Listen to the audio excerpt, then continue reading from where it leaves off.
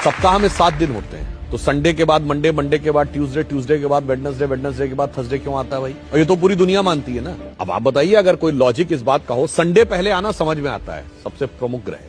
और जो हमसे कहते हैं कि आप लोग तो 7 ही ग्रह मानते हैं और 9 होते हैं, तो भाई तुम भी तो 7 दिन मानते हो, मगर सवाल हमसे पूछते हो। चलिए, अगर सूर्य सबसे बड़ा ग्रह है और साइज के हिसाब से होना चाहिए था, तो उसके बाद दूसरे नंबर का ग्रह बृहस्पति है साइज में, फिर तीसरे नंबर का शनि है, तो संडे के बाद थर्सडे आना चाहिए था, उसके बाद सैटरडे आना चाहिए। यदि सूर्य से डिस्टेंस पे देखें तो नियरेस्ट वेडनेसडे है, तो संडे के बाद बुध है, तो संडे के बाद वेडनेसडे आना चाहिए था। परंतु ऐसा क्यों होता है? उसका कारण विशुद्ध भारतीय ज्ञान, जो भारत की वैदिक ज्योतिष है, जिसमें एक चीज होती है होरा।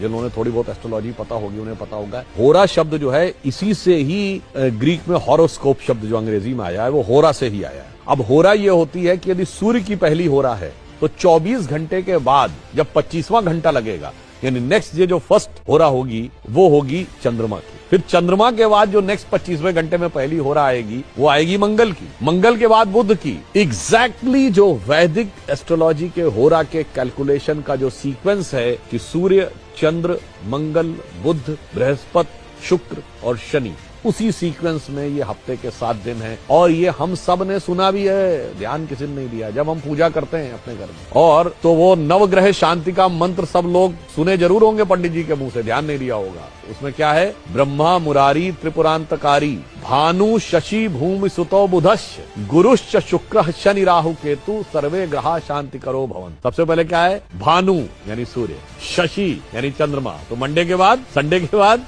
मंडे, भूमि सुतो मंगल, देन ट्यूसडे, बुधश्च, गुरुश्च, शुक्र, शनि।